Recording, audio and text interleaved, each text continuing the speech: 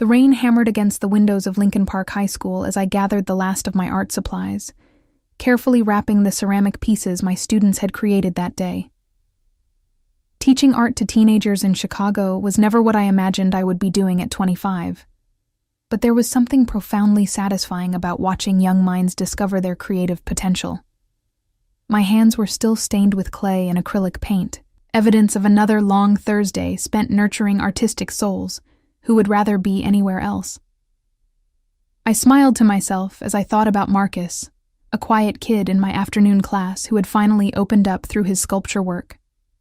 These small victories made everything worthwhile.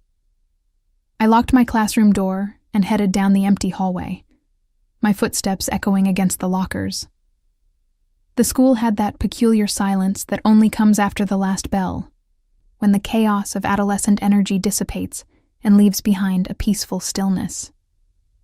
I loved these moments of transition, when the day shifted from professional obligations to personal freedom. Tonight, I had plans to meet my best friend Rachel at our favorite coffee shop in Wicker Park, where we would spend hours discussing everything from her latest dating disasters to my ongoing struggle to afford a better apartment on a teacher's salary. The parking lot was nearly deserted when I stepped outside, the rain having intensified to a proper Chicago downpour.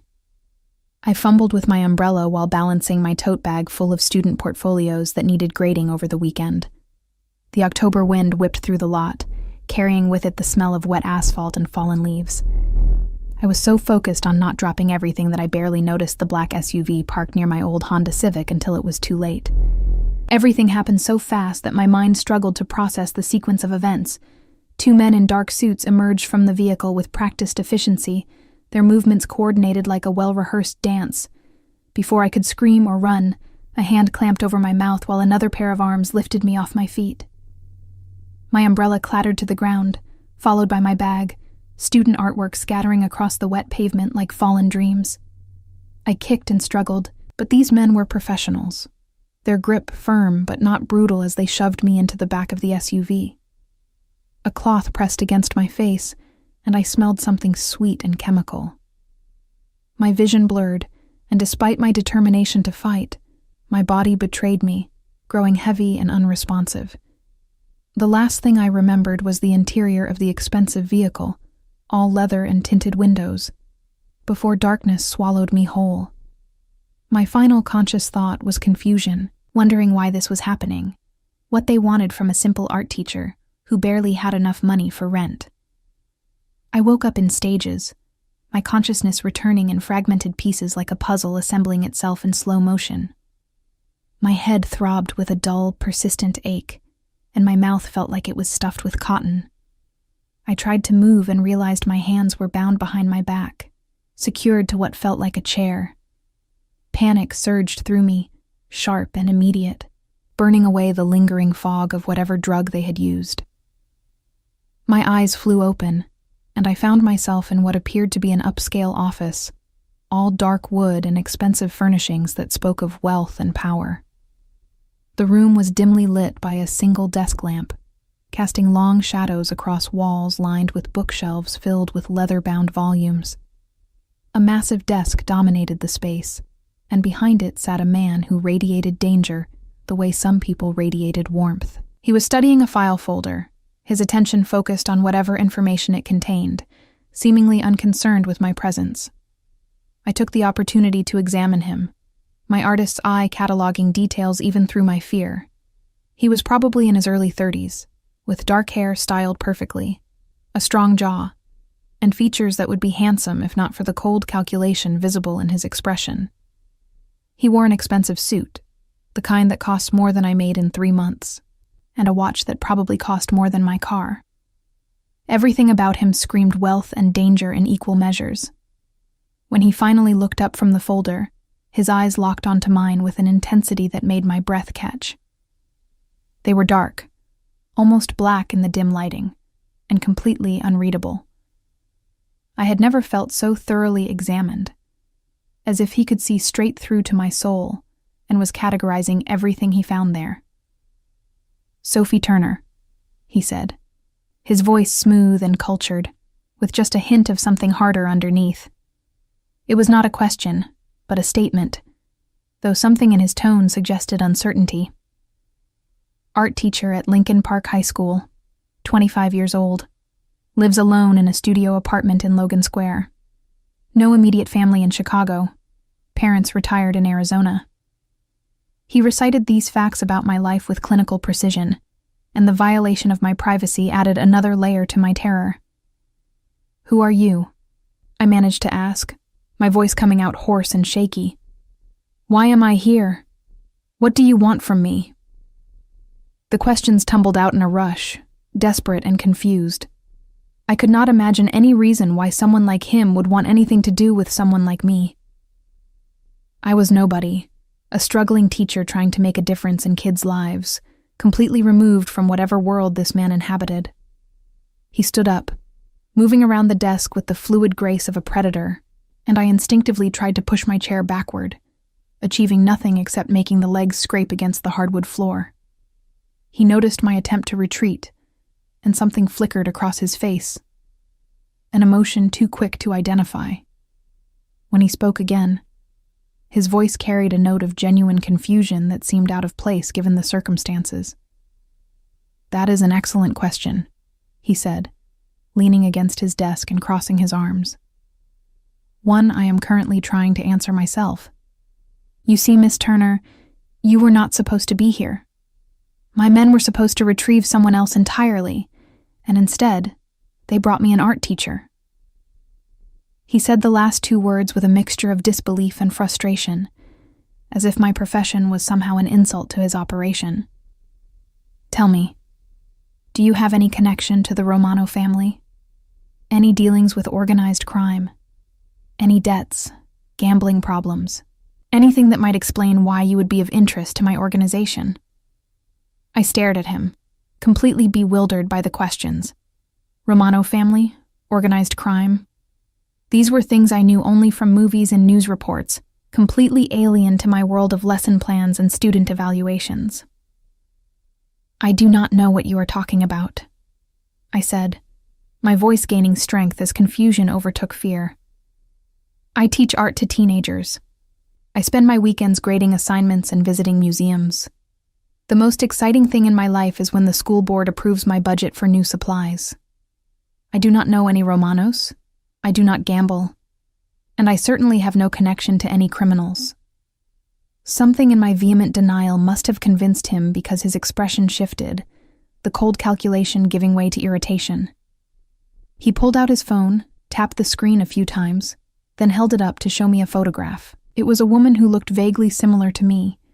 Same general height and build, similar hair color, but her face was harder, her eyes carrying an edge that mine lacked. "This is Isabella Romano," he said. "Daughter of my rival, Marco Romano. She has information I need, and my men were supposed to bring her to me. Instead, they brought you." The implications of his words slowly sank in, and a new kind of fear bloomed in my chest. If I was not the person they wanted, then I was a witness to a kidnapping, someone who could identify his men and possibly him. In the movies, witnesses in situations like this rarely survive to tell their stories. My hands trembled against the rope binding them, and I felt tears threatening to spill over. "Please," I whispered, hating how weak I sounded but unable to stop the plea from escaping. "I will not tell anyone. Just let me go, and I will forget this ever happened." He studied me for a long moment, his dark eyes searching my face for something I could not name. Then he straightened up and walked to the window, looking out over what I could now see was a spectacular view of the Chicago skyline, glittering in the night. The rain had stopped, leaving the city washed clean and sparkling. "It is not that simple," he said quietly, his back still to me. "You have seen my face. You have been in my home. And by now, the Romanos will know that someone was taken from that school parking lot. They will be searching for their daughter, and when they discover my men took the wrong woman, they will realize their mistake might become my liability." "What does that mean?" I asked, though part of me did not want to know the answer. My mind raced through possibilities, each one worse than the last. Would he kill me to tie up loose ends? Would he hand me over to these Romanos as some kind of apology? Would I simply disappear? Another tragic statistic in a city that saw too much violence? He turned back to face me, and this time I saw something different in his expression. A hint of frustration mixed with what might have been reluctant admiration. "It means, Sophie Turner, that you have become a problem I did not anticipate and do not particularly want." He moved closer, stopping just a few feet away, close enough that I could smell his cologne, expensive and subtle. "But you are also now in danger. The Romanos will want to know what you know, whether you are working for me, what information you might have, and my enemies are not known for their gentle interrogation techniques." The full horror of my situation crystallized in that moment. I was trapped between forces I did not understand, caught in a world that operated by rules completely foreign to everything I knew. "So what happens to me?" I asked, my voice barely above a whisper. The question hung in the air between us, heavy with implications. He crouched down so we were at eye level, and I found myself looking into those dark eyes, searching for any hint of mercy. What I saw there was complex, a mixture of calculation and something else. Something almost human that gave me a sliver of hope. "That depends," he said slowly, as if working through a problem in real time. "On whether you can follow instructions and keep your mouth shut. On whether I can trust that you are actually who you appear to be, not some elaborate plant by the Romanos. And on whether my instincts about you are correct." "Your instincts?" I asked, clinging to that word like a lifeline. If he had instincts about me, that meant he saw me as a person, not just a problem to be eliminated. It was a small thing, but in that moment, it felt enormous. "That you are exactly what you appear to be," he said, standing up and moving back to his desk. He pressed a button on his phone, and I heard a door open behind me. An innocent woman who was in the wrong place at the wrong time, who now finds herself in a situation she never asked for and does not deserve.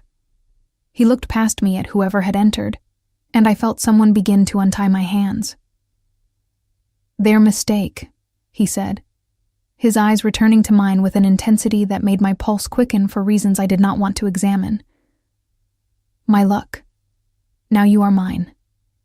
The ropes fell away from my wrists, and I rubbed the sore skin, trying to process what he had just said. "Now, you are mine." The words echoed in my mind, equal parts terrifying and strangely compelling. A woman appeared beside me, middle-aged with kind eyes that seemed out of place in this environment. She helped me to my feet, steadying me when my legs wobbled from sitting bound for so long. My body ached in ways I had never experienced, tension and fear having knotted every muscle. "This is Maria," the man said, still not having offered his own name. "She will show you to your room and get you whatever you need. You will stay here, in my penthouse, where I can ensure your safety. You will not leave without my permission. You will not contact anyone outside, and you will not cause problems. In return, I will keep you alive and protected from the people who would hurt you to get to me. Do we understand each other?" I wanted to argue, to demand he let me go, to insist that I had rights and could not just be held prisoner. But looking at him, at the absolute certainty in his posture and the power radiating from every line of his body, I knew that arguing would be pointless. Whatever world I had woken up in, it operated by different rules than the one I had left behind in that school parking lot. "Do I have a choice?" I asked, already knowing the answer. "Everyone has choices," he replied, his tone suggesting I would not like the alternatives. "You can stay here, protected and comfortable, until I determine what to do with you. Or I can have my men drop you off at your apartment and wish you luck dealing with the Romano family when they come calling. Which would you prefer?" It was not really a choice at all, and we both knew it. I looked at Maria, who gave me a gentle, encouraging nod, then back at the man who held my fate in his hands. "I will stay," I said quietly, hating the defeat in my voice. "But I need to know your name. If I am going to be your prisoner, I at least deserve to know who is imprisoning me." A ghost of a smile touched his lips, the first break in his cold demeanor. "Dominic Salvatore," he said, and the name sent a chill down my spine. Even I, removed as I was from the criminal underworld, had heard that name. The Salvatores were one of Chicago's most powerful crime families, their influence reaching into every corner of the city.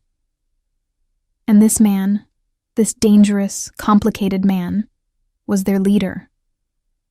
"And you are not my prisoner, Sophie. You are my guest. A guest who cannot leave, granted, but the distinction is important." Maria touched my arm gently, breaking the intense stare between Dominic and me. "Come, dear," she said softly, her accent carrying hints of Italian heritage. "Let me show you to your room. You must be exhausted and confused. I will bring you some food and something comfortable to wear." She guided me toward the door, and I went willingly, desperate to escape Dominic's penetrating gaze and the confusing emotions it stirred within me. The penthouse was even more impressive than the office, a sprawling space of modern luxury that occupied the entire top floor of what was clearly one of Chicago's most exclusive buildings. Floor-to-ceiling windows offered breathtaking views of the city, and the interior was decorated with a combination of contemporary art and classic elegance that even my critical artist's eye had to admire. Maria led me down a hallway past several closed doors to a guest room that was larger than my entire apartment. The bedroom was beautiful, decorated in soft neutrals with touches of deep blue, dominated by a king-sized bed that looked impossibly inviting. An attached bathroom featured a soaking tub and a shower that could fit several people.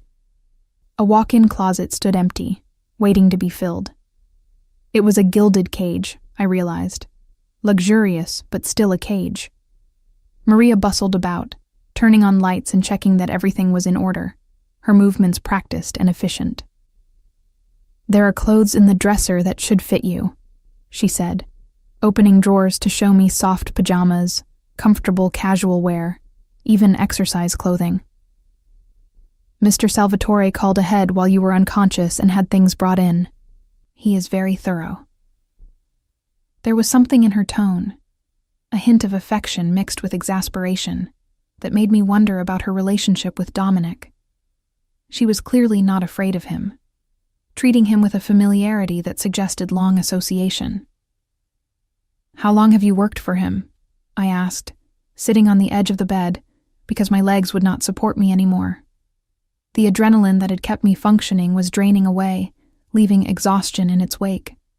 My hands shook as I clasped them in my lap, trying to maintain some composure in front of this stranger who had shown me more kindness in 10 minutes than my captor had. Maria smiled, her weathered face creasing with genuine warmth. 20 years, since Mr. Salvatore was just a boy of 12. I was his mother's housekeeper, and when she passed, I stayed to look after him and his sister. He can be hard, demanding, sometimes frightening to those who do not know him. But he is not cruel, not like his father was. He has his own code, his own sense of honor, even if it is not one the rest of the world would recognize.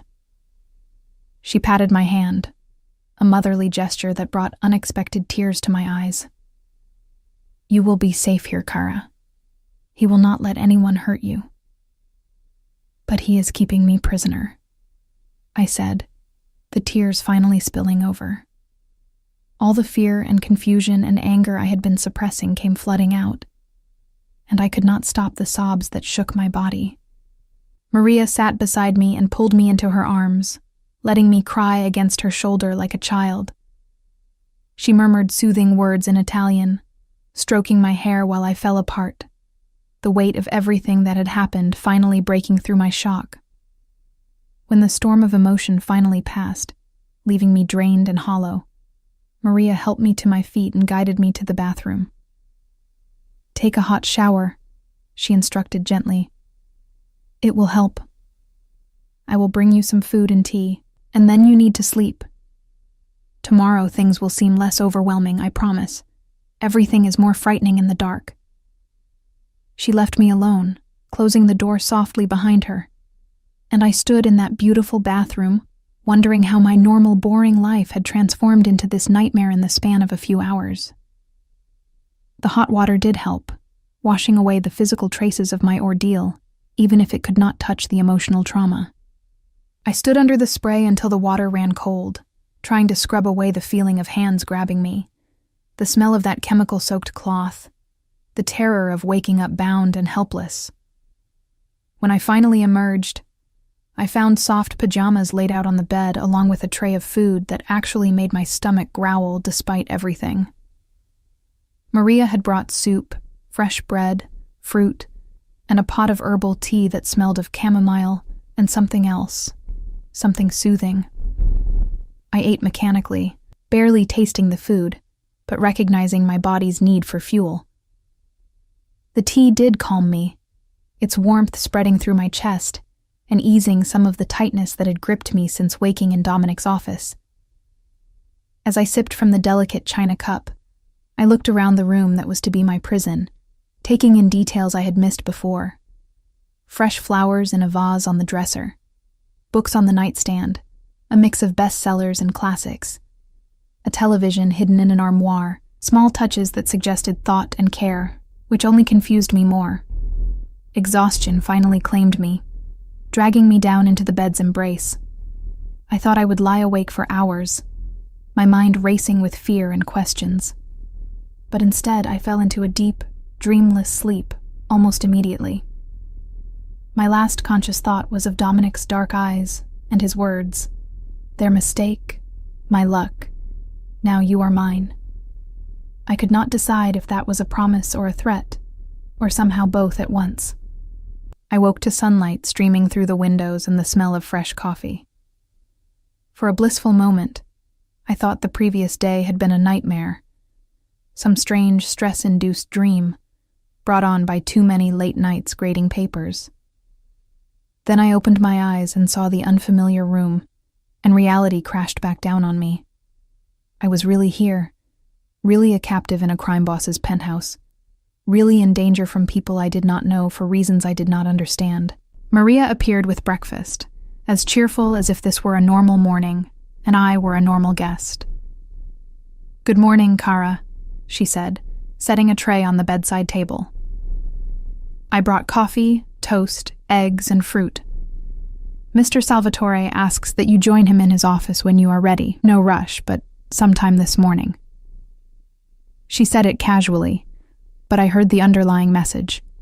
It was not really a request. "What if I refuse?" I asked, testing the boundaries of my captivity. I needed to understand what I was dealing with, what my actual options were in this surreal situation. Maria gave me a look that was equal parts sympathetic and pragmatic. "Then he will come here," she replied simply, "and he will be less patient than if you go to him willingly. Mr. Salvatore is accustomed to being obeyed, Sophie. Fighting him on small things will only make your situation more difficult. Save your battles for things that truly matter." It was good advice, I realized, from someone who understood how to navigate Dominic's world. I nodded slowly, accepting the wisdom in her words, even as I hated the necessity of them. After Maria left, I ate the breakfast and drank the excellent coffee, trying to prepare myself mentally for whatever came next. I dressed in the clothes that had been provided, simple jeans and a soft sweater that fit perfectly, which somehow made everything more unsettling. How had he known my size? How much planning had gone into my captivity?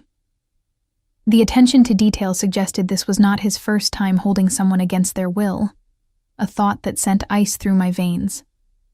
I made my way back through the penthouse, trying to memorize the layout in case I ever needed to navigate it in an emergency. The living room was vast and open, with those stunning windows and furniture that managed to be both comfortable and clearly expensive. The kitchen was a chef's dream, all professional-grade appliances and marble countertops. I passed a dining room that could seat 12, a library filled with books that actually looked read rather than just decorative, and what appeared to be a gym through one partially open door. Dominic's office door was ajar, and I knocked softly before entering, some remnant of my normal life's manners asserting itself, despite the abnormal circumstances. "Come in," his voice called, and I pushed the door open to find him standing by the windows, dressed more casually than last night in dark slacks and a white shirt with the sleeves rolled up. He looked less intimidating in the morning light, though no less dangerous. If anything, the casual attire made him seem more real, more human, which was somehow more unsettling than the cold mob boss of the previous night. "How did you sleep?" he asked, turning to face me. The question was surprisingly normal, almost domestic, and it threw me off balance. I had expected threats or demands, not polite inquiries about my rest. "Fine," I lied, not wanting to give him the satisfaction of knowing I had slept better than I should have given the circumstances. "What happens now? Are you going to tell me what you are planning to do with me?" I tried to keep my voice steady, to sound braver than I felt. His lips quirked in what might have been amusement at my attempt at defiance. Dominic gestured to the chair across from his desk, the same one I had been bound to the previous night, though now it was simply a seat, rather than a restraint. I sat carefully, keeping my spine straight and my hands folded in my lap, trying to project a calm I absolutely did not feel. He moved to sit behind his desk, creating a physical barrier between us that somehow made me feel both safer and more vulnerable at the same time. The morning light caught his features, and I could see details I had missed in last night's shadows. The small scar above his left eyebrow, the slight asymmetry of his face that kept him from being too perfect, the intelligence burning in those dark eyes. "I spent most of last night researching you," he said without preamble, opening a laptop and turning it so I could see the screen. It displayed what appeared to be a comprehensive dossier on my life, more detailed than anything I could have imagined. Social media profiles I had forgotten I had, college transcripts, employment history, even photographs from my childhood that must have been pulled from my parents' online albums. The violation was complete and absolute. Sophie Ann Turner, born in Phoenix, Arizona to Michael and Diane Turner, both retired accountants. Only child. Graduated from the School of the Art Institute of Chicago with honors. No criminal record, not even a parking ticket. No significant debts beyond student loans. Current relationship status is single, has been for 8 months since breaking up with Jason Martinez, a software engineer who now lives in San Francisco. The recitation of my life in such clinical terms made me feel exposed in a way that went beyond physical vulnerability. He knew everything about me, while I knew almost nothing about him beyond his reputation and what little I could glean from his environment. "Why?" I asked, my voice tight with anger and humiliation. "What does any of that matter? You already know I am not the person you wanted. Why dig into my life like this?" "Because I needed to verify that you are exactly what you appear to be," Dominic replied, closing the laptop and leaning back in his chair. His gaze never left my face, reading my reactions with the intensity of someone trained to detect lies and deception. "In my world, Sophie, nothing is ever as simple as it seems. People use innocence as covers, plant them in positions where they can gather intelligence, create elaborate backstories that can withstand surface scrutiny. I needed to know if you were genuinely a schoolteacher, caught in the wrong place at the wrong time, or if you were something more dangerous wearing an innocence disguise." "And what did you conclude?" I asked, though his tone had already told me the answer. There was a subtle relaxation in his posture that suggested I had passed whatever test he had administered, at least provisionally. The thought that I had been under such scrutiny without my knowledge sent a fresh wave of anxiety through me. "That you are either exactly who you claim to be, or you are the best trained operative I have ever encountered," he said, a hint of dry humor coloring his words. "And given that the latter would require resources and planning far beyond what any of my known enemies possess, I am inclined to believe the former, Which brings us to our current predicament. He stood and moved to the window again, a habit I was beginning to recognize as something he did when thinking through complex problems. The Romano family knows someone was taken near that school. They have people in the police department who would have filed a report about your disappearance by now. They will be searching for their daughter, and when they realize she was never taken, they will wonder who was. The implications of his words sank in slowly, each one adding weight to my already heavy dread. "So I am in danger," I said quietly. It was not a question, just an acknowledgement of the reality he was laying out for me. Even though I have nothing to do with any of this, even though I am just a teacher who was in the wrong parking lot at the wrong time, I am now a target. "Yes," he confirmed, his honesty somehow more frightening than a comfortable lie would have been. "If the Romanos think you might have information about my operations, or if they think taking you might hurt me, you become valuable to them. And their methods of extracting information or leverage are not pleasant." He turned back to face me, his expression serious, but not unkind. "That is why you cannot leave. Not yet. Not until I can guarantee your safety, or until the situation with the Romano family is resolved one way or another."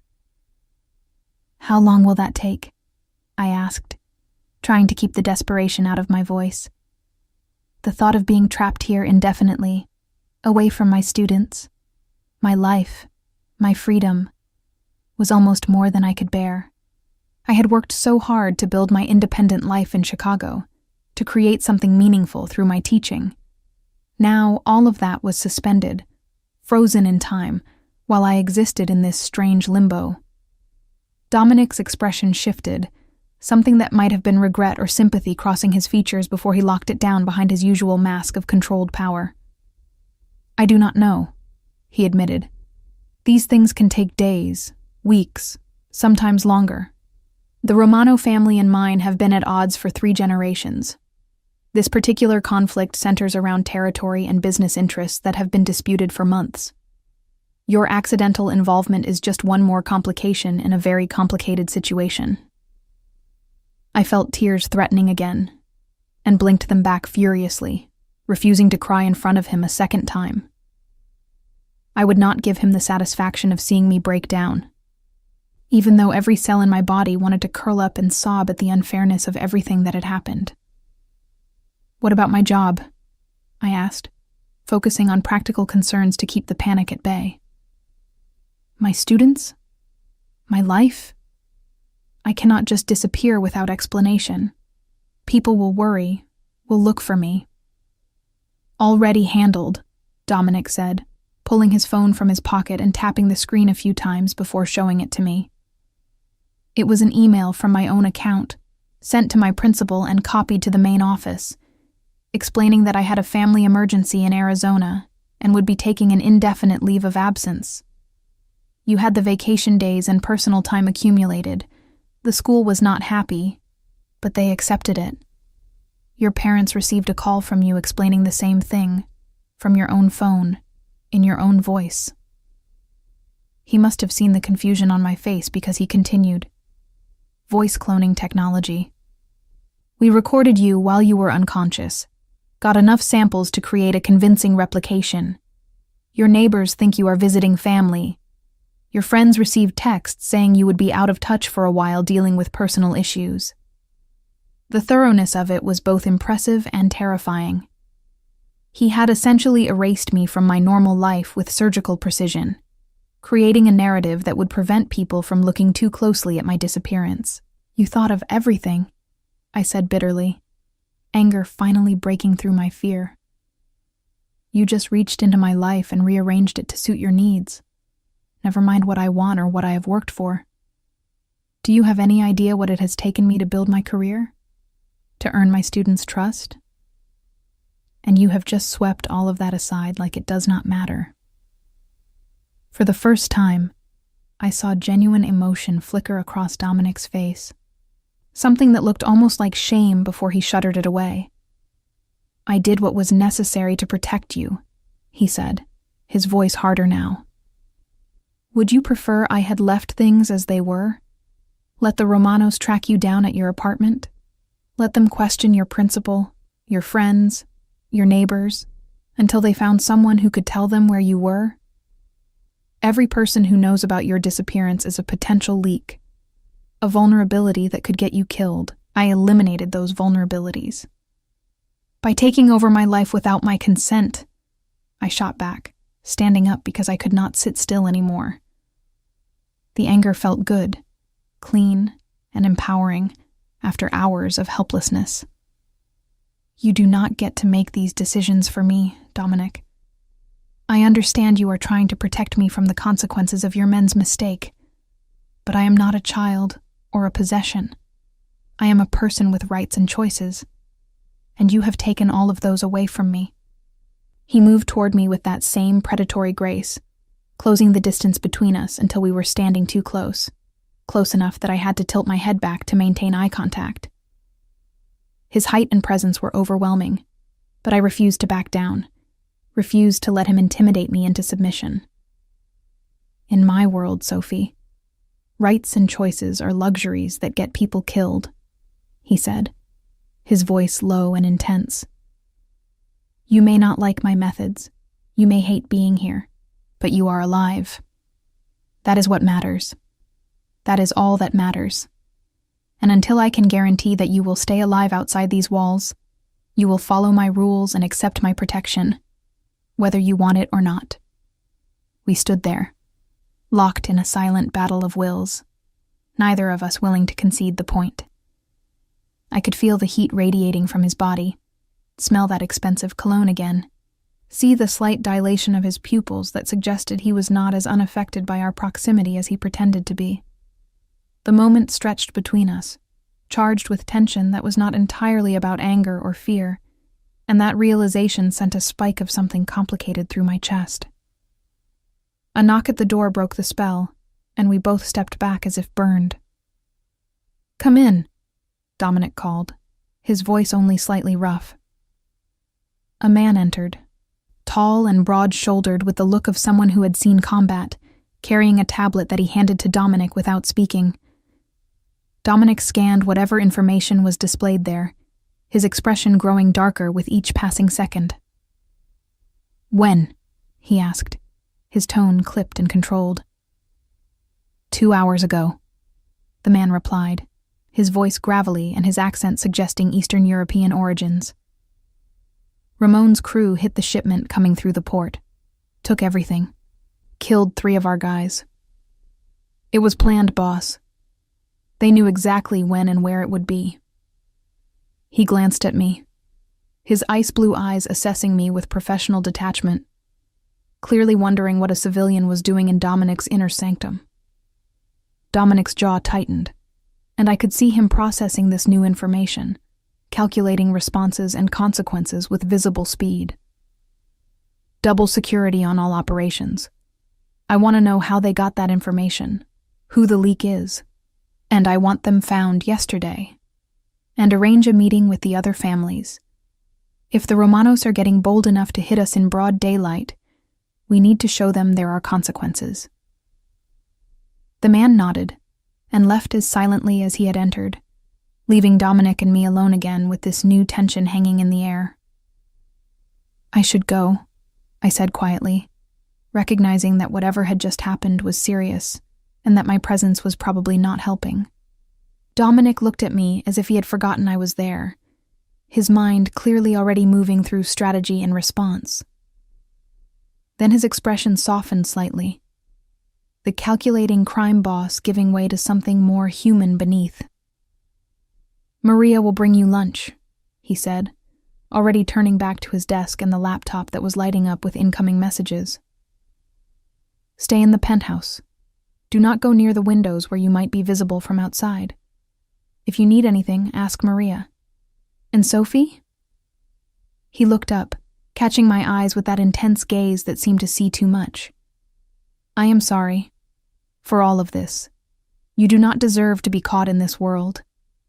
But you are here now, and I will do everything in my power to keep you safe until I can return you to your life. That is a promise." I nodded, not trusting myself to speak, and left him to his crisis management. As I walked back through the penthouse, I could hear him making calls, his voice taking on the hard edge of someone giving orders that would not be questioned. This was his reality, I realized, a constant battle for power and survival in a world where violence was just another business tool. And I was now trapped in that world, a prisoner of circumstances I had not created and could not control. Maria found me in the library, curled up in a leather chair with a book I was not really reading. She brought tea and small sandwiches, setting them on the table beside me with her usual gentle efficiency. "Hard morning?" she asked, her knowing eyes suggesting she understood more than I had said. I wondered how much she had heard of my argument with Dominic, how much she knew about what was happening in his world. "You could say that," I replied, setting the book aside. The words on the page had been meaningless anyway, my mind too full of everything else to focus on fiction. "Maria, can I ask you something? How do you do this? How do you live in this world, knowing what he does, seeing the violence and the danger? How do you reconcile working for someone who operates outside the law?" She settled into the chair across from me, taking time to arrange her thoughts before speaking. "Mr. Salvatore is not his father," she said finally. "The old man, he was cruel, violent for the sake of violence, cared nothing for the people who worked for him or the communities his business affected. Dominic, he is different. He did not want this life, you know. He wanted to be legitimate, to leave all of this behind. But when his father was killed and his sister needed protection, he had no choice but to take over. It was become the head of the family or watch everything collapse into chaos that would have gotten innocent people killed." I absorbed this information, trying to reconcile the image of a reluctant mob boss with the controlled, dangerous man I had been dealing with. "But he still does illegal things," I protested weakly. "He still hurts people, runs criminal operations. That does not change just because he did not originally want this life." "No," Maria agreed. "It does not. But he has rules, ethics that his father never had. He does not deal in drugs, does not allow his people to hurt innocents, does not traffic in anything that would harm children or the vulnerable. His businesses, while illegal, are things that would exist anyway. Prostitution and gambling and smuggling. He just makes sure they are done with as little collateral damage as possible. Is it right?" "No. But is it better than what would exist without him?" "Yes." She reached out and patted my hand. "You do not have to forgive him for what has happened to you, Kara. But perhaps you can try to understand that the world is not so simple as good and evil, legal and illegal. Sometimes there are only choices between bad and worse, and we do the best we can." The days began to blur together in a strange routine that felt both surreal and oddly normal.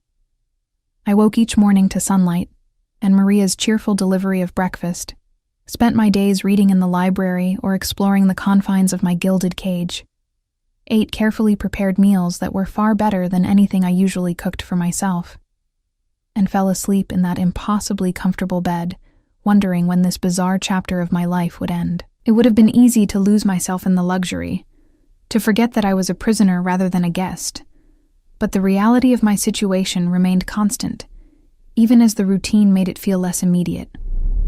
Dominic and I maintained a careful distance after that first confrontation. We would see each other at dinner, which Maria insisted we take together in the formal dining room despite my protests. Those meals were exercises in careful civility, polite conversation about neutral topics that skirted around the elephant in the room. He asked about my teaching, and I found myself telling him about my students, the challenges of engaging teenagers with art, the small triumphs when a resistant student finally connected with their creative side. He listened with what seemed like genuine interest, asking thoughtful questions that suggested he was actually paying attention. In turn, he told me sanitized versions of his day, talking about business deals and negotiations, without ever explicitly mentioning what those businesses actually were. I learned he had a younger sister named Isabella, ironically the same name as the woman I had been mistaken for, who was studying medicine in Europe, far away from the family business. He mentioned his mother, who had died when he was young, and the complicated relationship he had had with his father. These glimpses of humanity made it harder to maintain my anger, which frustrated me because I wanted to stay angry, needed that anger to keep from becoming too comfortable in my captivity. About a week into my confinement, I woke to raised voices coming from Dominic's office. It was early, the sun barely up, and I pulled on a robe before carefully making my way toward the sound. The door was partially open, and I could see Dominic pacing like a caged animal while the man I had seen that first day, whose name I had learned was Victor, stood at military attention delivering what was clearly bad news. 3 more of our people are dead, boss. The Romanos hit another operation last night, this time at the warehouse in Cicero. They knew exactly where to strike, exactly when security would be lightest. Someone is feeding them information, and we still have not found the leak. Victor's voice was controlled, but I could hear the frustration underneath. These were his people too, colleagues and maybe friends, dying because of a traitor they could not identify. Dominic's fist slammed down on his desk, hard enough that I jumped, despite being several feet away. Then dig deeper. Question everyone who had access to that information. I do not care if they have been with us for 20 years. I want them investigated, and get me a meeting with Marco Romano. This ends now, one way or another. His voice was harder than I had ever heard it, the urbane businessman completely gone, replaced by something far more dangerous. He will not meet with you, Victor said carefully. Not after what happened with his daughter. He thinks you tried to take her, that you are making a move against his family. Any message we send will be seen as weakness or a trap. I realized with a start that they were talking about me, about the kidnapping that had gone wrong and started this whole mess. I was not just a victim in this situation. I was also a cause, a catalyst that had helped escalate a conflict that was now getting people killed. Then we make him meet, Dominic growled, running his hands through his hair in a gesture of frustration that made him look younger and more vulnerable. We have leverage. We have resources he needs. Find the angle and exploit it.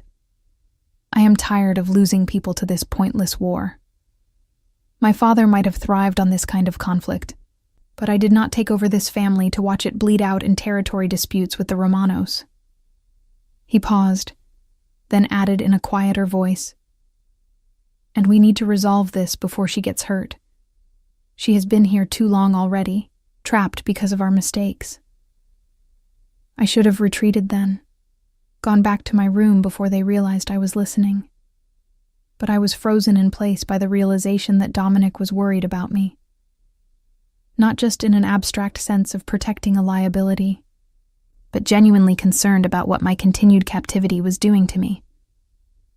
Victor must have noticed my presence, because his eyes flicked to the doorway, and Dominic turned, catching me standing there in my robe with my hair undone, clearly having just woken up. For a moment, we just looked at each other, and I saw exhaustion in his face that I had not noticed before. Lines of stress and worry that went beyond just business concerns. "How much did you hear?"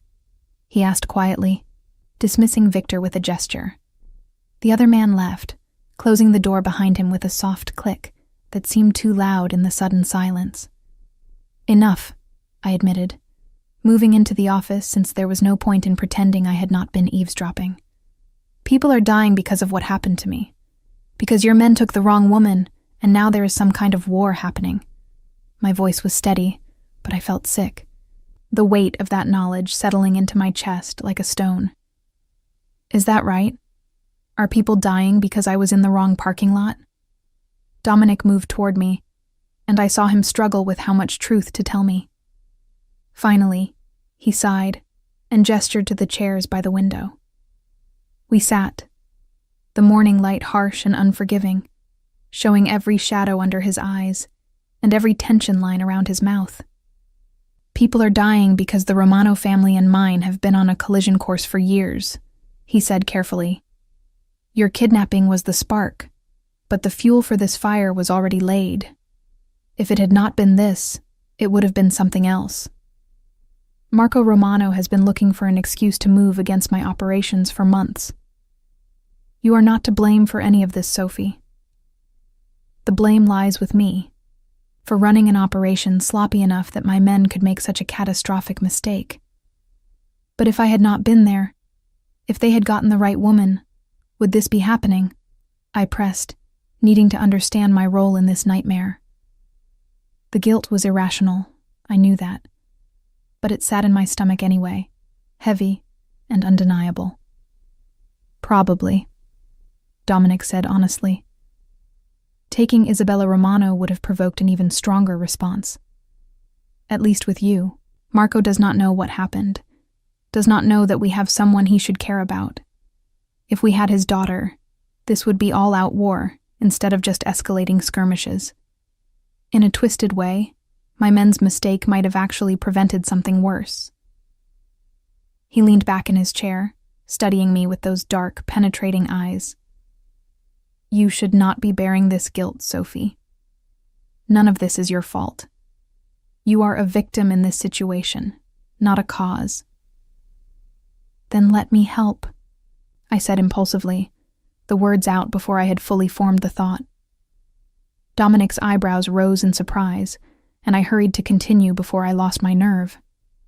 "You said yourself that Marco Romano does not know what happened, does not know you did not really take his daughter. What if we use that? What if I could somehow help you resolve this without more people dying?" Even as I said it, I knew it was crazy. Knew I was volunteering to become even more entangled in a world I wanted nothing to do with. But the thought of people dying because I had been in the wrong place at the wrong time was unbearable. "Absolutely not," Dominic said flatly, his expression hardening into the cold mask I had seen that first night.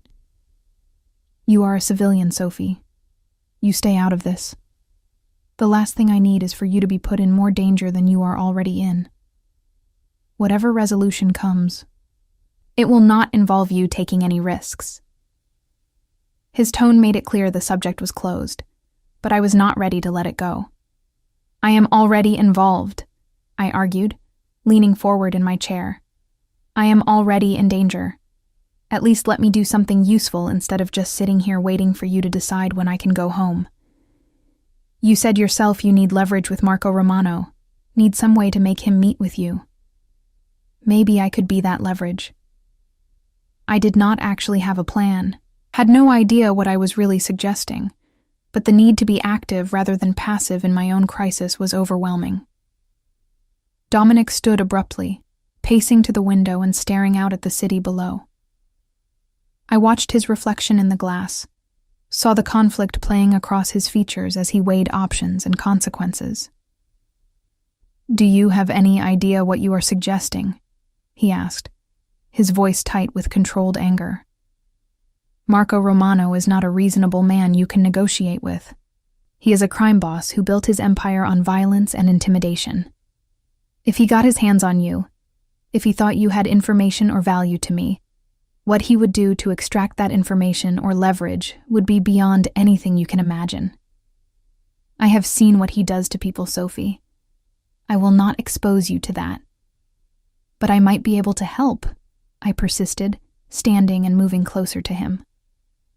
I did not understand why I was pushing this, why the idea of contributing to my own rescue felt so important, but I could not let it go. I am good at reading people, at connecting with them. It is part of what makes me a good teacher. Maybe there is something I could do, some way I could help facilitate communication between you and him, without putting myself directly in his hands. He turned to look at me, and I saw something complicated in his expression, frustration and admiration, and something else I could not quite identify. "You have no idea how dangerous what you are suggesting is," he said softly. "But I also see that you need to feel like you have some control over this situation, some agency in what happens to you. I understand that, Sophie. I do. But I cannot risk you that way. I will not. The words were firm, but there was a gentleness underneath that took the edge off the refusal. We stood there, close enough to touch, the air between us charged with something that went beyond the circumstances that had brought us together. I found myself noticing details about him that had nothing to do with his role as my captor. The way morning light caught gold flecks in his dark eyes, the slight stubble on his jaw that suggested he had been up most of the night, the way his shirt pulled across his shoulders when he crossed his arms. The realization that I was attracted to him hit me like a physical blow, unwanted and completely inappropriate given everything that had happened. I need air, I said abruptly, stepping back from the suddenly claustrophobic proximity. I have been inside for a week. Can I at least go out on the terrace? Please? It came out more pleading than I intended, but the walls of the penthouse were starting to feel like they were closing in, beautiful as they were. Dominic studied me for a long moment, then nodded slowly. The terrace is secure, 30 floors up with no way for anyone to access it from outside. But you stay away from the edge where you might be visible from other buildings, and you do not go out there without telling someone first. Agreed? It was a concession, a small offering of freedom within my larger captivity, and I seized it gratefully. Agreed, I said quickly, before he could change his mind. The terrace turned out to be accessed through the living room, a sprawling outdoor space with comfortable furniture, potted plants, and a stunning view of Chicago's skyline. The October air was crisp and cold after the climate-controlled perfection of the penthouse, and I breathed it in deeply, feeling something in my chest loosen for the first time since this nightmare began. I spent the rest of the morning out there, wrapped in a blanket Maria brought me, just watching the city move below. From 30 floors up, everything looked peaceful, the chaos and danger of the streets reduced to the ordered flow of tiny cars and ant-sized people. It was easy to forget, up here, that somewhere down there, people were dying in a conflict I had accidentally helped escalate. Easy to forget that I was a prisoner, however gilded my cage might be. Dominic found me there in the early afternoon, bringing 2 mugs of coffee and settling into the chair next to mine without asking permission. We sat in silence for a while, just drinking coffee and watching the city.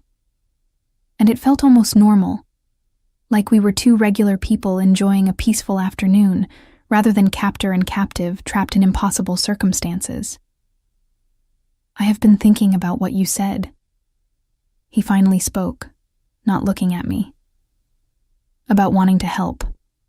There might be something you can do, something that would not put you directly in danger, but might help us resolve this situation. I turned to look at him, surprised by the admission. What kind of something? I asked cautiously, not sure I wanted to know, but unable to resist the pull of contributing to my own liberation. Isabella Romano, the woman you were mistaken for, is Marco's only daughter. She is 23, studied art history at Northwestern, works at the Art Institute now in their education department. By all accounts, she is nothing like her father, wants nothing to do with the family business. Sound familiar? He glanced at me then, and I saw the parallel he was drawing. 2 women, both connected to organized crime families against their will, both trying to live legitimate lives despite the circumstances of their birth or capture. You think I could reach out to her? I said slowly, understanding dawning.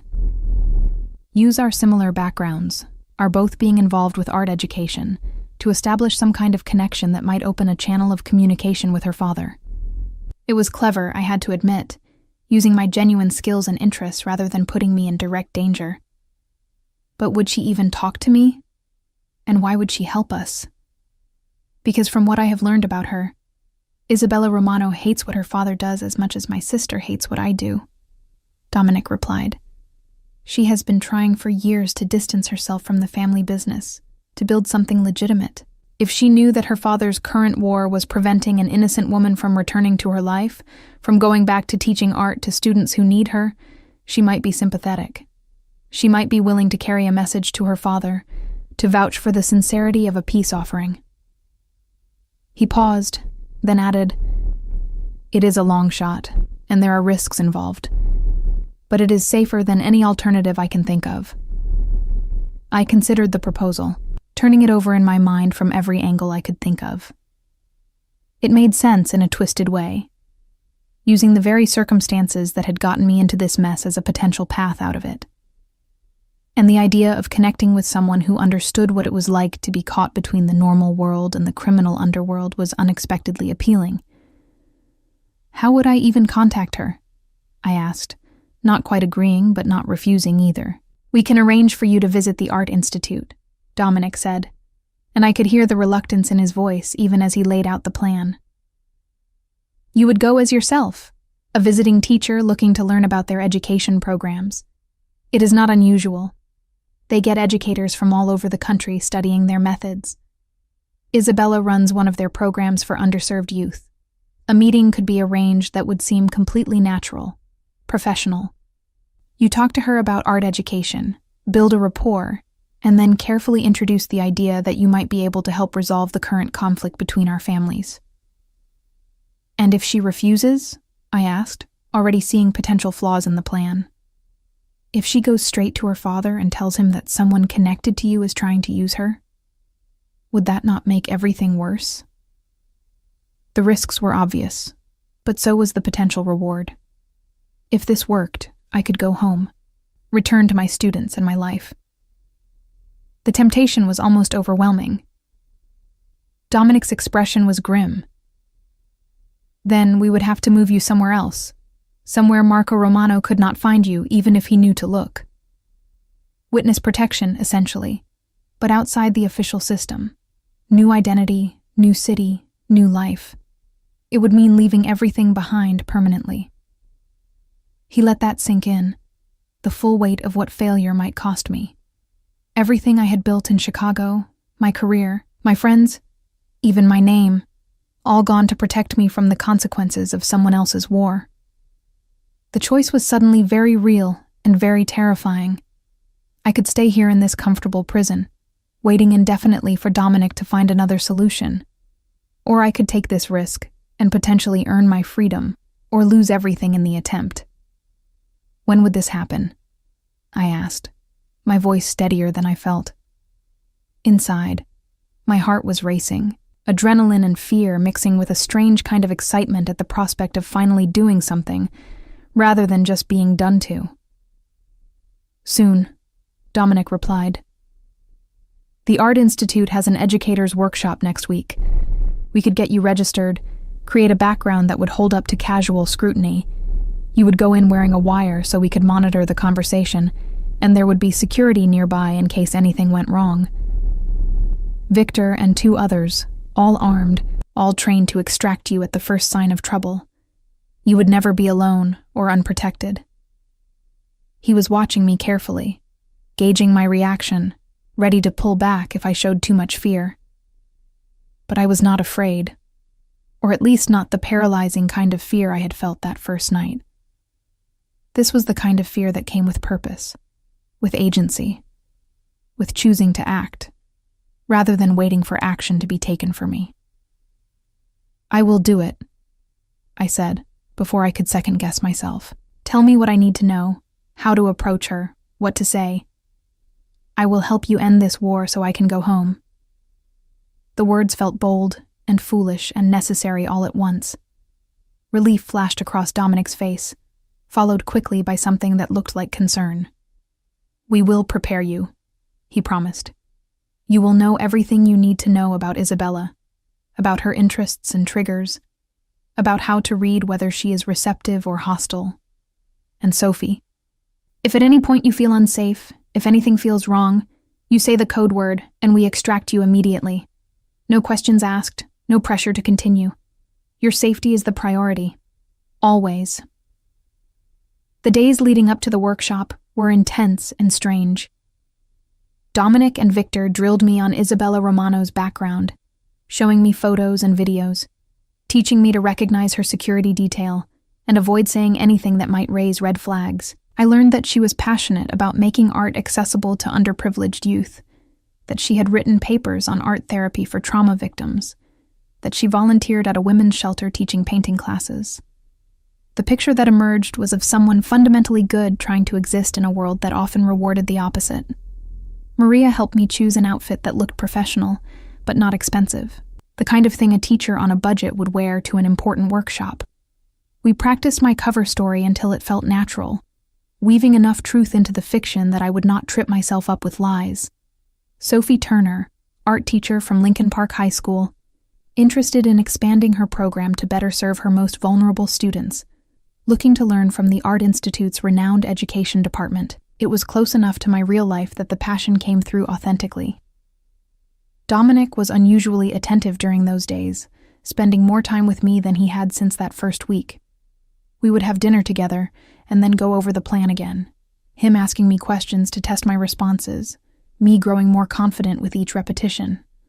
But there were also moments of unexpected intimacy, quiet conversations about art and teaching that had nothing to do with the mission, times when I caught him watching me with an expression I could not quite decipher. The night before the workshop, I could not sleep. I lay in bed staring at the ceiling, running through every possible scenario and outcome, from triumph to disaster, and everything in between. Around midnight, I gave up and went to the living room, finding Dominic there already, standing at the windows looking out at the city. He did not turn when I approached, but he must have heard me because he spoke without taking his eyes off the view. "You do not have to do this," he said quietly.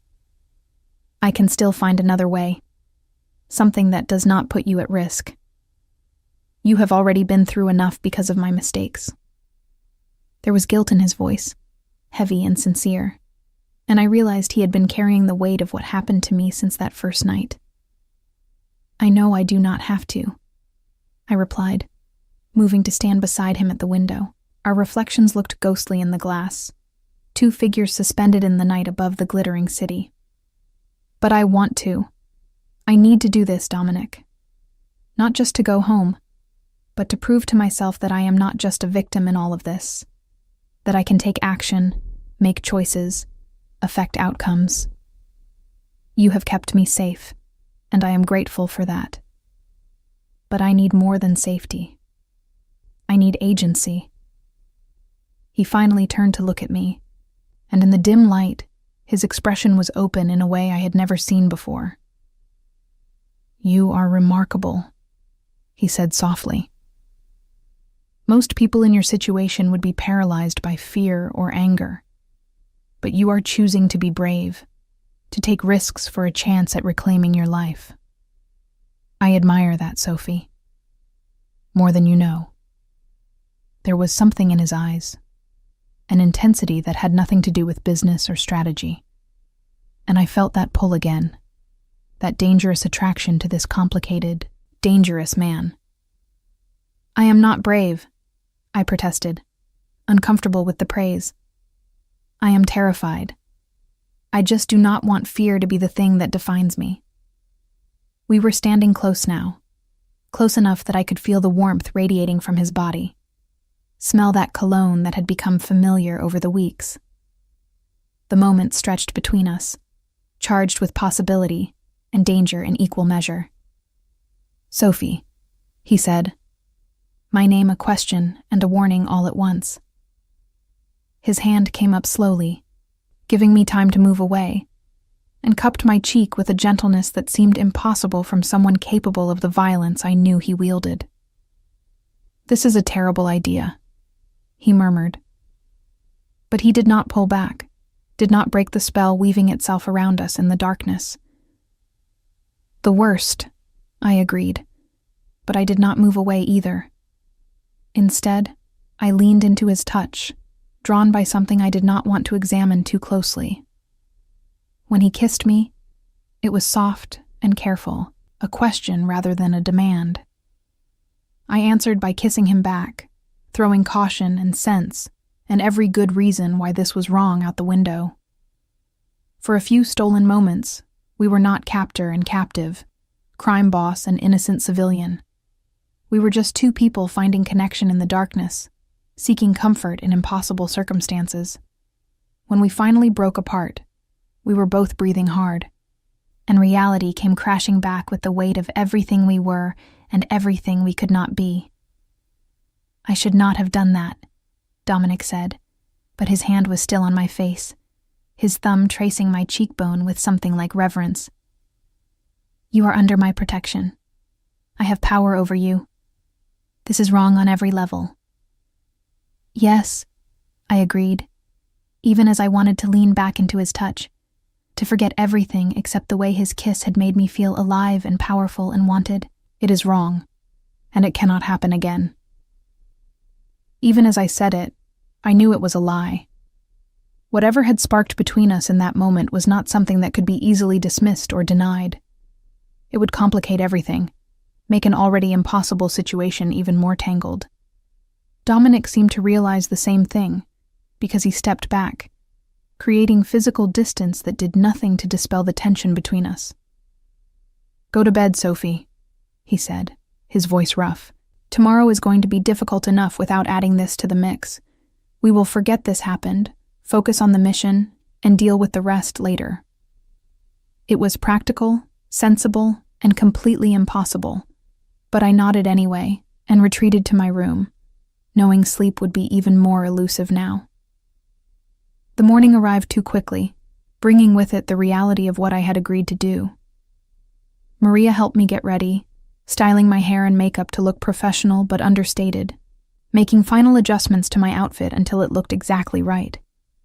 Victor arrived with the wire, a tiny device that attached to my bra and was completely invisible under my clothing.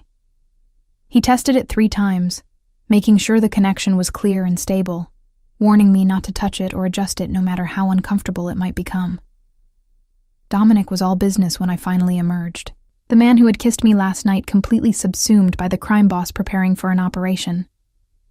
"Remember," he said, reviewing the plan one last time, "you are there to learn about their education programs. That is your primary purpose.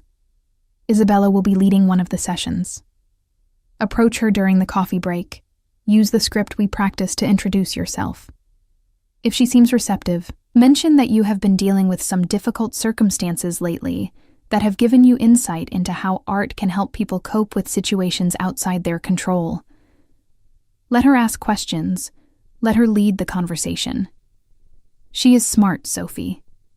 She will make the connections if she is inclined to help." "And if she is not inclined?" I asked, needing to hear the contingency plan one more time, even though I had it memorized. My hands were shaking slightly, and I clasped them together to hide the tremor. This was real now, happening in minutes rather than abstract future planning. "Then you thank her for her time, enjoy the workshop, and come home," Dominic said firmly. "No pushing, no desperation. We will find another way." Victor will be in the museum cafe, positioned to see both entrances. Santos and Chen will be in the education wing, posing as workshop attendees.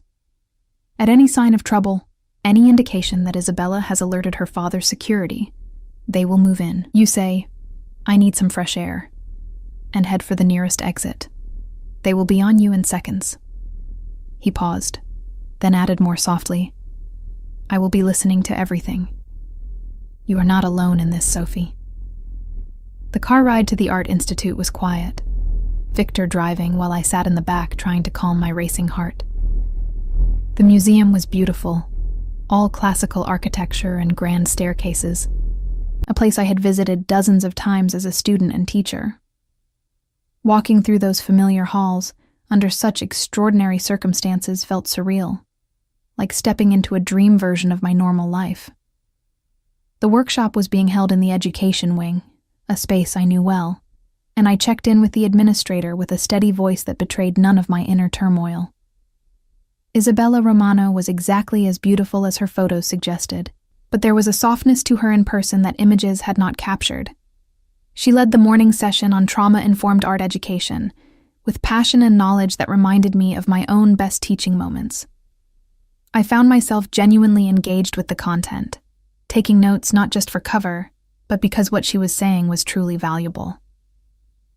During the coffee break, I approached her as planned, introducing myself and complimenting her presentation.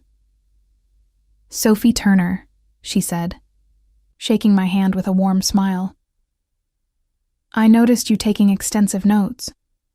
You really seemed engaged with the material about creating safe spaces for expression." Her voice was cultured but friendly, with none of the hard edges I had unconsciously expected from the daughter of a crime boss. Up close, I could see the intelligence in her dark eyes, the same assessment and calculation I had seen in Dominic's gaze, but tempered with genuine warmth. "I teach at Lincoln Park High," I said, following the script but letting my genuine enthusiasm show through. "We have a lot of students dealing with difficult home situations, trauma, instability. I'm always looking for better ways to reach them, to give them tools for processing what they are experiencing." This was true, had been true long before my own world turned upside down, and the sincerity came through clearly. We talked for several minutes about teaching strategies and student challenges, falling into the easy camaraderie of educators who understood each other's struggles.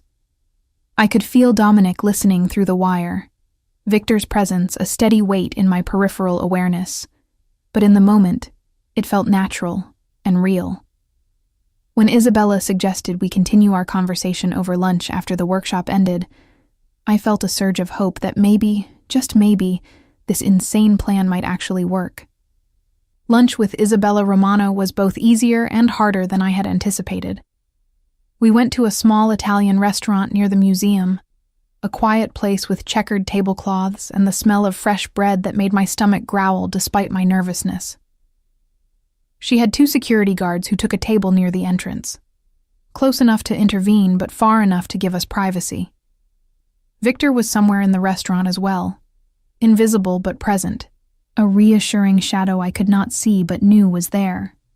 Through the wire, I could hear Dominic breathing, the faint sounds of him moving around, a constant reminder that I was not doing this alone. We ordered, and conversation flowed naturally through the appetizers about teaching philosophies and favorite artists. Isabella was passionate about using art to give voice to the voiceless, about creating opportunities for people who had been marginalized or traumatized to tell their stories through creative expression. The more she talked, the more I liked her, and the more I hated that I was there under false pretenses, even if those pretenses served a larger purpose. She was good, genuinely good in a way that seemed impossible, given who her father was and what he did. As our main courses arrived, I saw an opening and took it, my heart pounding so hard I was sure she could hear it. "Can I be honest with you about something?" I asked, setting down my fork and meeting her eyes directly. "About why I really wanted to talk to you today." This was off script, a deviation from the careful plan Dominic and I had crafted, but my instincts told me that authenticity was the only approach that would work with someone like Isabella. Her expression shifted, wariness creeping in around the edges of her previous openness. "I think you better," she said carefully, her posture changing subtly as she prepared for whatever revelation was coming. I could feel her reassessing me, the calculations happening behind her dark eyes as she moved from seeing me as a fellow teacher to recognizing me as something potentially more dangerous. I took a deep breath and dove in. "My name really is Sophie Turner, and I really do teach art at Lincoln Park High. But right now, I am also living in Dominic Salvatore's penthouse because his men kidnapped me by mistake 3 weeks ago." I watched her face carefully, saw the shock and confusion, and then dawning understanding flow across her features. "They thought I was you, Isabella. And because they took me instead of you, because I saw too much and now know too much, I cannot go home. I am caught in the middle of a war between your father and Dominic, and I am trying to find a way out that does not result in more people dying." Isabella's hand had moved to her purse, probably to a phone or some kind of alert, but she froze at my words, processing what I had said. "You are the woman from the school," she said slowly. "We heard about the kidnapping, wondered if it was meant for me. My father said it was Salvatore making a move." She studied me with new intensity, looking for signs of deception or threat. "Are you wired right now? Is this some kind of setup?" "Yes, I am wired," I admitted, knowing that honesty was the only currency that would buy me credibility. "Dominic and his men are listening. They are here as security in case anything goes wrong. But this is not a setup, Isabella. I am not trying to trap you or hurt you. I am just trying to go home." My voice cracked on the last word, genuine emotion breaking through, and I saw something shift in her expression. "Why should I believe you?" she asked, but there was less edge to the question now, more genuine curiosity. Why should I trust that this is not exactly what my father thinks it is? Salvatore using an innocent to get to my family. Her guards had noticed the change in her posture and were watching us more intently, hands moving toward weapons I could not see but knew were there. "Because I am not important to Dominic," I said, the words hurting more than I expected them to. Last night's kiss notwithstanding, the truth was that I was a liability to him, a problem to be solved rather than a person to be valued. I am a mistake that needs to be corrected, collateral damage from a misunderstanding that has spiraled out of control. He is trying to find a way to return me to my life without getting me killed in the process. That is all this is, Isabella. Not a move against your family, not a trap. Just one person asking another person for help, because we are both caught in situations we never asked for. Isabella was quiet for a long moment, and I could see her weighing my words, assessing the risk and potential of believing me. Finally, she pulled out her phone, not to call for help, but to show me something. It was a photo of a group of kids, teenagers covered in paint and laughing, holding up canvases they had clearly created. "These are students from my program," she said softly. "Kids from some of the worst neighborhoods in Chicago. Kids who have seen violence and loss and trauma that most people cannot imagine. I teach them because I believe art can save lives, can give people a way to process pain and find beauty even in terrible circumstances." She looked up from the phone, and I saw tears in her eyes. I have spent my entire life trying to distance myself from what my father does, from the violence and the crime. I have built something legitimate, something good, and I will not let it be destroyed by being used as a pawn in another family war. But I also will not sit by and let an innocent person be hurt because of my father's paranoia. She paused, seeming to make a decision. "What exactly do you need from me, Sophie?" Relief flooded through me so intensely I felt dizzy. "Dominic wants to meet with your father, to negotiate a peace before more people die, but your father will not agree to a meeting, thinks it is a trap or a sign of weakness. Dominic thought if you vouched for his sincerity, if you could convince your father that this is a genuine attempt at de-escalation, rather than some kind of trick, maybe he would listen." I was talking faster now, the words tumbling out in a rush. "I am not asking you to betray your family or put yourself at risk, just to be a mediator, someone both sides can trust to facilitate communication." Isabella considered this, her fingers drumming on the table in a nervous gesture that reminded me of my own students when they were thinking through difficult problems. "My father does not listen to me much," she admitted. "He thinks I am naive, that my rejection of the family business makes me weak and foolish. But he does love me, in his own twisted way. And he does trust that I would never do anything to deliberately harm the family." She looked at me directly. "If I do this, if I convince him to meet with Salvatore, you have to promise me something. Promise that you really are who you say you are, that you are not going to be used as a weapon against my family in some elaborate scheme I cannot see." "I promise," I said immediately, meaning it with every fiber of my being. "I swear to you, Isabella, I am exactly what I appear to be. A teacher who was in the wrong place at the wrong time, who just wants to go back to her students and her normal, boring life." I do not want anyone to get hurt. Not your family. Not Dominic's people. Not anyone. I just want this nightmare to end so I can wake up back in my own life. Something in my desperation must have convinced her, because she nodded slowly. All right, she said. I will talk to my father, try to arrange a meeting. But Sophie, you need to understand something. These men, your Salvatore, and my father, they live in a world of violence and power plays. Even if they agree to meet, even if they negotiate some kind of peace, there is no guarantee it will hold. These conflicts run deep, and one meeting will not erase generations of bad blood. She reached across the table and took my hand, squeezing it gently. You seem like a good person caught in a bad situation. I hope you get to go home. I really do. But protect yourself, because in the end, you are the only one who truly will. We finished lunch with a strange kind of friendship forming between us. Two women from completely different worlds who understood each other better than our circumstances should have allowed. She promised to call me within 2 days after talking to her father, and we exchanged numbers, hers going directly into the burner phone Dominic had given me for exactly this purpose. When we parted ways outside the restaurant, her security watching me with suspicious eyes while Victor materialized at my elbow, I felt simultaneously triumphant and terrified. The car ride back was silent until we were several blocks away, and then I heard Dominic's voice through the wire, rough with emotion I could not quite identify. You did well, Sophie. Really well. That was brave and smart, and you handled her perfectly. There was pride in his tone, but also something else. Something that made my chest tight with complicated feelings I did not want to examine. When I got back to the penthouse, Dominic was waiting in the living room, pacing like a caged animal. The moment I walked in, he crossed the space between us and pulled me into a crushing hug that stole my breath.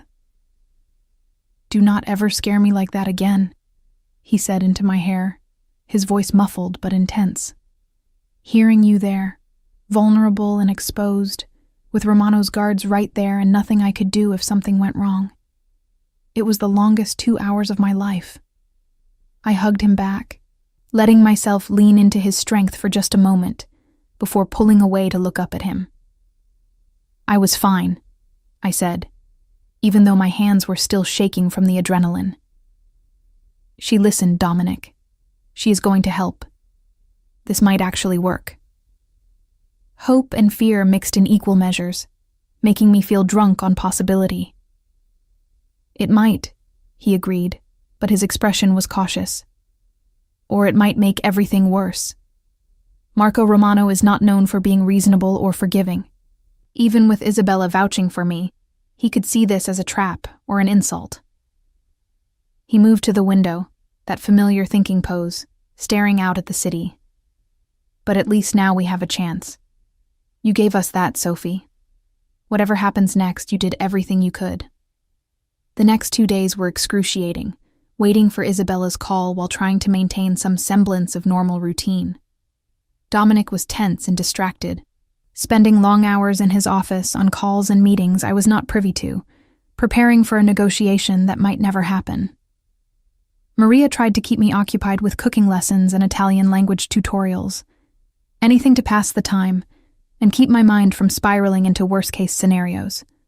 I found myself painting for the first time since my captivity began, using supplies Maria procured and the terrace as my studio, losing myself in color and form and the meditative rhythm of brush on canvas. When the call finally came, I was in the middle of a landscape, trying to capture the way Chicago's skyline looked at sunset. My phone buzzed, Isabella's number lighting up the screen, and my heart stuttered. I answered on the second ring, Dominic materializing from his office at the sound, moving to stand close enough to hear. Hello? He agreed, Isabella said without preamble, her voice carrying relief and apprehension in equal measures. My father will meet with Salvatore. Tomorrow night, neutral ground, the old warehouse district by the river.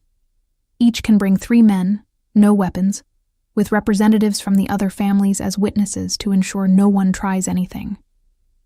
He was not happy about it, Sophie. But he agreed. For me.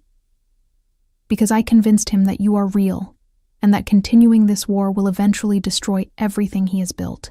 Relief crashed over me so intensely I had to sit down, my legs suddenly unable to support me. Dominic's hand found my shoulder, squeezing gently, his own tension evident in the rigid set of his jaw. "Thank you," I managed to say, my voice thick with emotion. "Thank you so much, Isabella. I know what you risked by doing this, what it cost you to convince him." "Just promise me you will stay safe," Isabella replied. "And Sophie? If this works, if you get to go home, remember that there are good people even in this world. Do not let what happened to you make you cynical or hard. Keep teaching. Keep believing in art and beauty and second chances. The world needs more people like you." The line went dead before I could respond, leaving me staring at the phone with tears streaming down my face. Dominic knelt in front of me, taking my face in his hands and wiping away my tears with his thumbs. "This is it," he said softly. "Tomorrow night. This ends one way or another. If the negotiation works, you can go home. If it does not, we will have to move you somewhere far from Chicago, give you a new start somewhere Marco Romano cannot reach. Either way, this limbo you have been living in ends tomorrow." There was something in his eyes, regret and longing and goodbye already forming, and I realized he had been preparing to let me go even before we knew if the meeting would happen. What if I do not want to leave? The words were out before I could stop them, surprising both of us. Dominic's hand stilled on my face, his expression shifting to something complex and painful. What if these weeks have changed me, changed what I want, who I want to be? I was not sure where the words were coming from, only that they felt true in a way that terrified me. "Sophie," he said, and my name was a warning and a plea. "You do not want this life. You cannot want this life. You are good, pure, everything that this world destroys. Going back to your teaching, your students, your normal existence, that is what you need. Not this. Not me. I am dangerous in ways you do not fully understand. The things I have done, the things I will have to continue doing to maintain my position, they would destroy the person you are. I will not let that happen." "Do not I get a choice?" I asked, anger flaring through the confusion and pain. "You have made so many choices for me, Dominic. What I can do, where I can go, who I can see. Maybe it is time you let me make some choices for myself, even if you do not like them. Even if they are complicated or messy, or do not fit into your neat categories of right and wrong." My hands covered his where they still cupped my face, holding him there even as he tried to pull away. He kissed me then, desperate and fierce, pouring everything he could not say into the connection of our lips. I kissed him back with equal intensity, weeks of tension and fear and unexpected attraction culminating in this moment. When we finally broke apart, we were both breathing hard, and I could see the war happening behind his eyes, desire fighting with duty, want battling with what he thought was right. "Let me survive tomorrow first," he said finally, his forehead resting against mine. "Let me get you home safe. Give you back the life that was stolen from you. Then, if you still want something I have no right to offer, if you still think you can live with what I am and what I do, we can have this conversation again. But not now. Not while you are still my prisoner in everything but name. I need to know that if you choose me, it is really a choice, not just Stockholm Syndrome or gratitude or confusion about your feelings." It was the most vulnerable I had seen him, this admission that he wanted me but would not take what I offered under these circumstances. "Promise me something," I said, pulling back enough to look him in the eyes. Promise that you will come back from this meeting, that you will not do something heroic or stupid that gets you killed. Because if you do survive this, if we do get through tomorrow, I am going to need you to be alive for the conversation we are going to have about what comes next." It was the closest I could come to admitting the depth of feelings I had developed for this impossible, complicated man. "I promise," he said, sealing it with another kiss, softer this time, but no less meaningful. We stayed like that for a long moment, holding each other in the fading light, both knowing that everything was about to change, and neither of us sure if it would be for better or worse. The next day dragged endlessly, hours feeling like days as we waited for evening and the meeting that would determine so much. Dominic was in constant motion, final preparations and contingency plans, making sure every possible angle was covered. Victor and the other men came and went, grim-faced and armed despite the agreement about no weapons, insurance in case things went wrong. I was to stay at the penthouse with Maria, safe and far from anything that might happen, and I hated it even as I understood the necessity. As evening approached, Dominic came to find me in the library where I'd been pretending to read for hours. He was dressed in a dark suit, looking every inch the powerful crime boss, but his eyes were soft when they found me. "I have to go," he said simply. "Maria has instructions to get you out of the city if I do not come back. Take you somewhere safe and give you everything you need to start over. The accounts are set up, the documentation prepared. You will be taken care of, Sophie, no matter what happens tonight." "Do not talk like that," I said fiercely, standing to face him. "You are coming back. You promised." But fear was a living thing in my chest, squeezing my heart with icy fingers. So many things could go wrong. So many ways this could end in violence and death. I crossed the room and pulled him down into a kiss that was equal parts passion and desperation, trying to convey everything I felt and could not yet say. When we separated, his eyes were dark with desire and determination. "I will come back," he promised. "For you, I will come back." Then he was gone, the door closing behind him with a soft click that sounded like finality. I stood there for a long moment, staring at that closed door, before collapsing back into my chair and giving in to the tears I had been holding back all day. Maria found me there an hour later, brought tea and sat with me in silence, her presence a comfort even when words would have been meaningless. We waited together, two women who loved the same dangerous man in different ways, hoping and praying that he would make good on his promise to return. Time moved with agonizing slowness, each minute an eternity of uncertainty and fear. When I finally heard the door open hours later, heard Dominic's voice calling my name, I ran. I found him in the foyer, exhausted and rumpled but alive, and threw myself into his arms with a cry of relief. He caught me, held me tight, his face buried in my hair as he whispered, "It is over. You can go home, Sophie." Marco Romano agreed to peace, agreed that you are not part of this world and never should have been dragged into it. You are free. I should have been elated, should have been overjoyed at the prospect of returning to my life. Instead, I felt something crack in my chest, loss mixing with relief in a confusing swirl of emotion. "What about us?"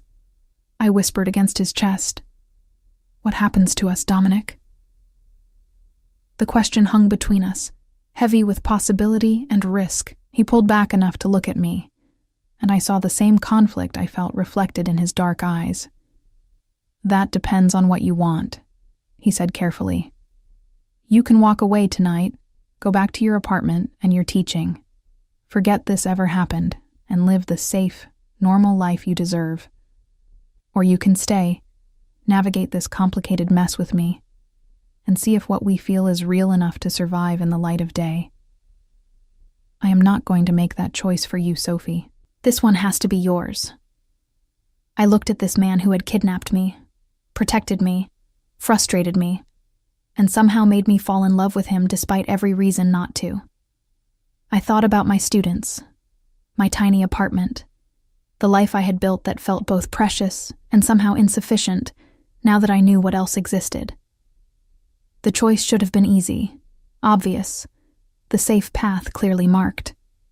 But standing there in his arms, feeling his heart beat against mine, I realized that safety was not what I wanted anymore. "I choose this," I said, the words feeling like a leap off a cliff into unknown depths. "I choose you, Dominic. Not because you saved me or because I am grateful or confused, but because in the worst circumstances possible, I found something real, and I am not ready to walk away from that just because it is complicated or dangerous or does not make sense. I want to see where this goes, what we could be if we actually tried." The smile that broke across his face was transformative, erasing years of hardness and replacing it with something approaching joy. "Are you sure?" he asked, needing to hear it one more time. "Because once you make this choice, there is no going back to simple or easy. My world will always be complicated, Sophie. Always dangerous. I can protect you as much as possible, but I cannot guarantee your safety or your happiness. All I can promise is that I will never lie to you, never take your choices away again, and never stop fighting to be worthy of the gift you are giving me."